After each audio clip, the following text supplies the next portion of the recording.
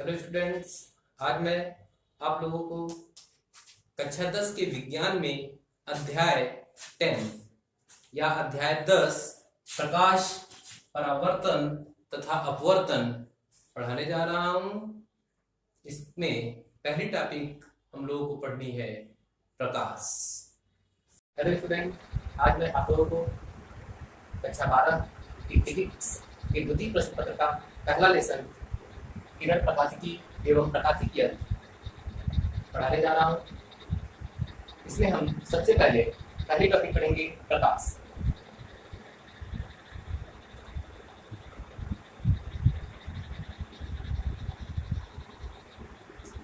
हम लोग जानते हैं कि प्रकाश एक प्रकार की ऊर्जा है जो हमारे दृष्टि ज्ञान को जागृत करने का कार्य करती है, जिसकी उपस्थिति में हम संसार में उपस्थित सभी वस्तुओं को आँख की सहायता से देखते हैं।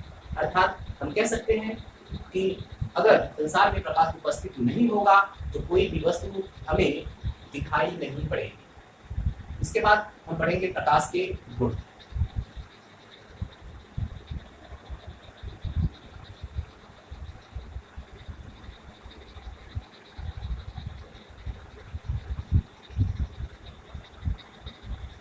तो प्रकाश के क्या क्या गुण होते हैं वो मैं आपको बताता हूँ। नंबर 1, आप जानते हैं कि प्रकाश सीधी रेखा में गति करता है। नंबर 2, प्रकाश निर्वात में भी गति कर सकता है। नंबर 3, प्रकाश की चाल 3 गुणे 10 के घाते 8 मीटर पर सेकेंड होती है। नंबर 4, प्रकाश में परावर्तन होता है। 5, प्रकाश में अपवर्तन होता है। 6, प्रकाश में वर्ण विक्षेपण होता है। 7, प्रकाश में व्यतिकरण होता है। 8, प्रकाश में विवर्तन होता है। 9, प्रकाश में ध्रुवण होता है। और 10, प्रकाश पदार्थ से इलेक्ट्रॉन उत्सर्जित कर सकता है। पुनः ये सारी बातें प्रकाश के गुण के विषय में थी, जिसके विषय में हम कुछ क्लास 8 में पढ़ चुके हैं और क्लास 12 में भी अगले चैप्टर में कुछ उनके सारे गुणों को पढ़ेंगे। नेक्स्ट, प्रकाश का परावर्तन।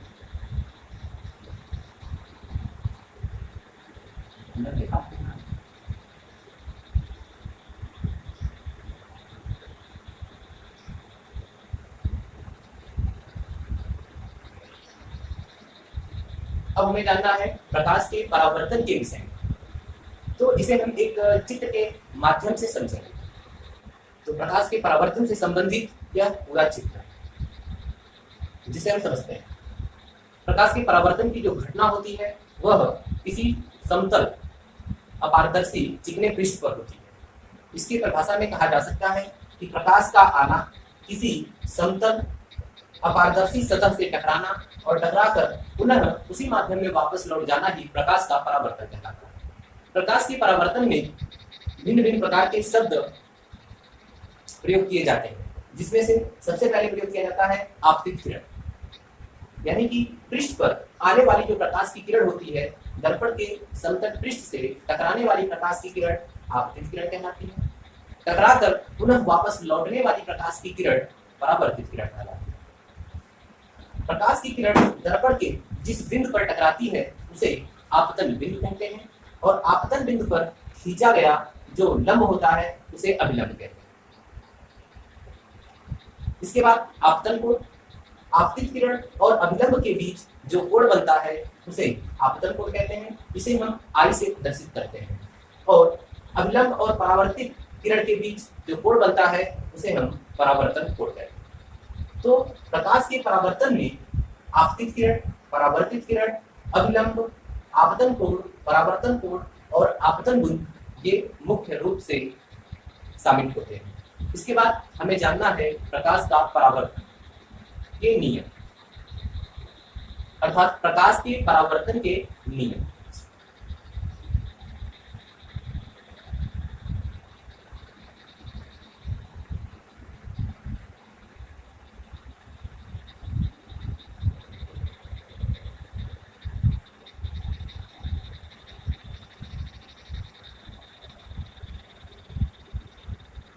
तो इसी चित्र के आधार पर परावर्तन के 2 नियम दिए जाते हैं।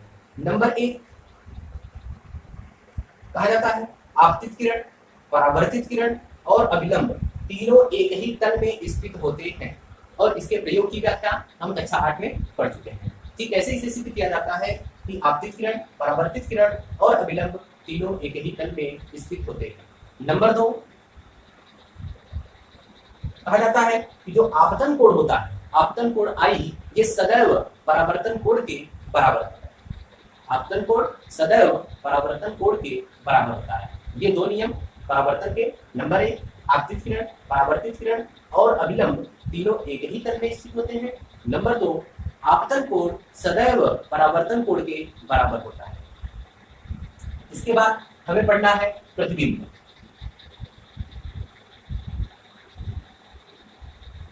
कि वस्तु से चलने वाली प्रकाश की किरण परावर्तन के पश्चात जिस बिंदु पर मिलती है या मिलती हुई प्रतीत होती है, उस बिंदु को उस वस्तु का प्रतिबिंब कहते हैं।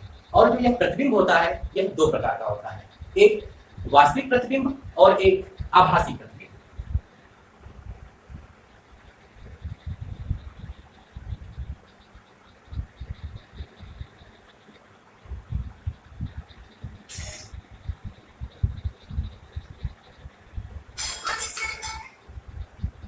वस्तु से चलने वाली प्रकाश की किरण परावर्तन के पश्चात जिस बिंदु पर मिलती है, उस बिंदु को उस वस्तु का वास्तविक प्रतिबिंब कहते हैं।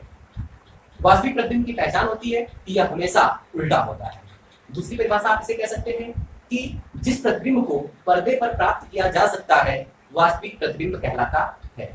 दूसरा, आभासी प्रतिबिंब।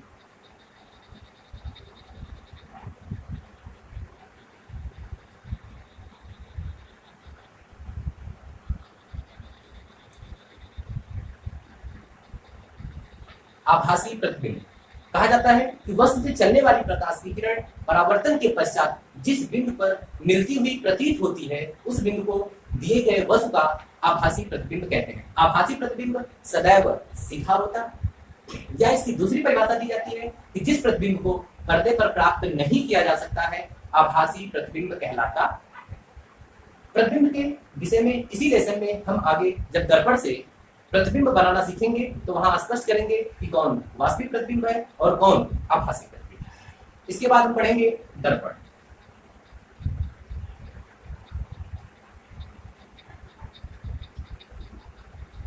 दर्पण यानी कि शीशा, जिसके विषय में आप सभी लोग जानते हैं। कहा जाता है कि दर्पण एक प्रकार का शीशा होता है जिसके एक सतह पर कलई या पॉलिश की जाती है और दूसरे सतह से प्रकाश का परावर्तन होता है, दर्पण कहलाता है। दर्पण भी दो प्रकार का होता है, एक समतल दर्पण और एक गोलीय दर्पण।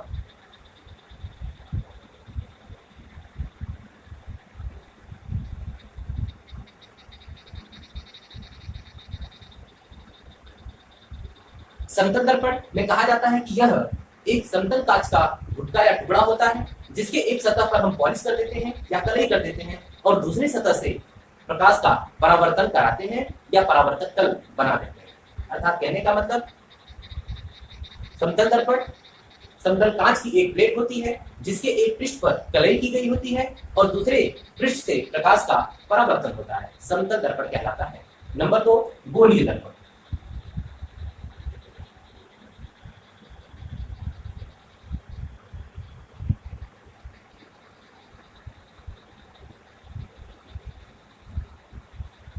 गोलीय दर्पण कहा जाता है कि जो गोलीय दर्पण होता है वह किसी गोले का कटा हुआ एक भाग होता है जिसके एक पृष्ठ पर हम कलई कर देते हैं और दूसरे पृष्ठ से प्रकाश का परावर्तन कहलाता है। अब जो ये गोलीय दर्पण होता है, इसको भी हम दो भागों में डिवाइड करते हैं।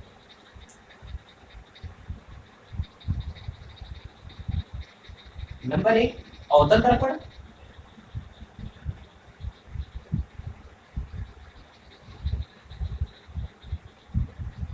नंबर 2, उत्तल दर्पण।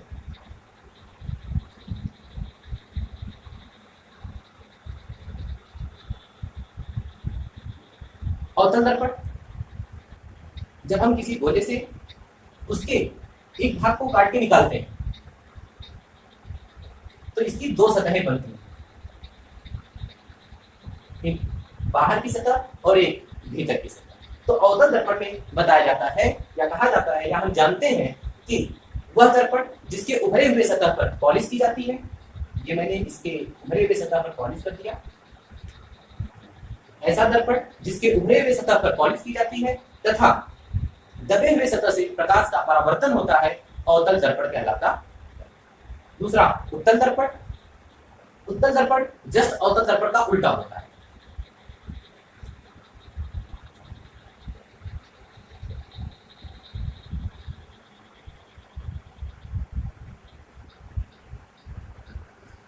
उत्तल दर्पण में दबे हुए सतह पर पॉलिश की जाती है और उभरे हुए सतह से प्रकाश का परावर्तन होता है।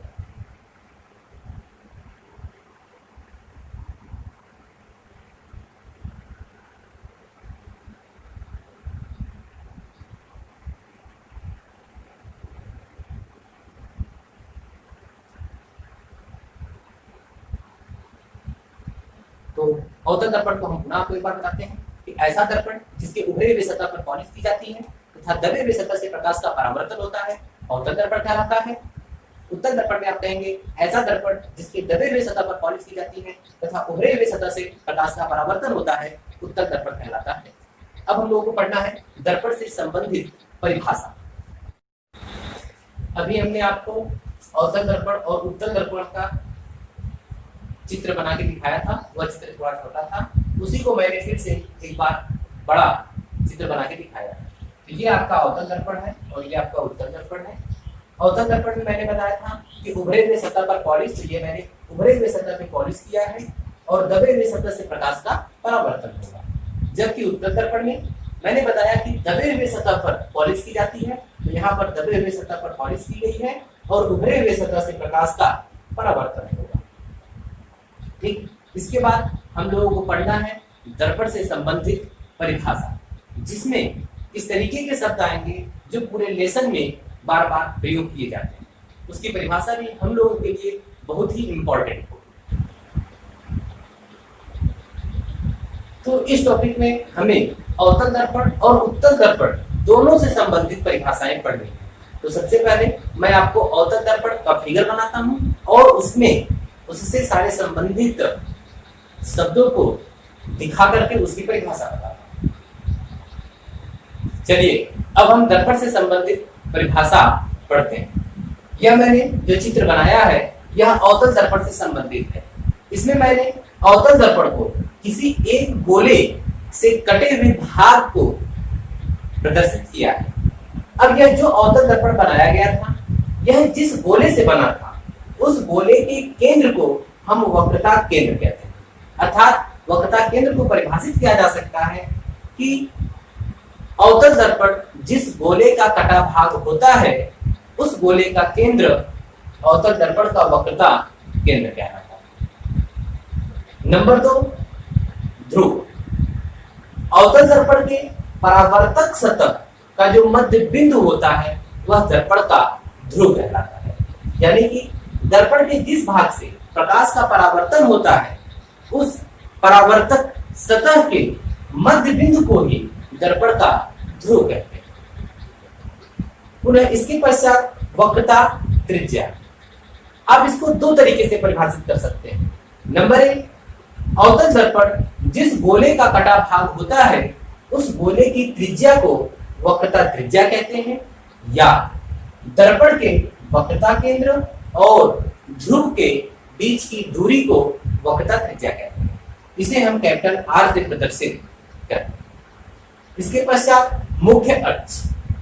दर्पण के वक्रता केंद्र और ध्रुव से होकर जाने वाली सरल रेखा को मुख्य अक्ष कहते हैं। पुनः मुख्य फोकस। कहा जाता है कि मुख्य अक्ष के समांतर चलने वाली प्रकाश की किरण परावर्तन के पश्चात मुख्य अक्ष के जिस बिंदु से होकर जाती है उस बिंदु को मुख्य फोकस कहते हैं। इसे हम कैपिटल एफ से प्रदर्शित करते हैं।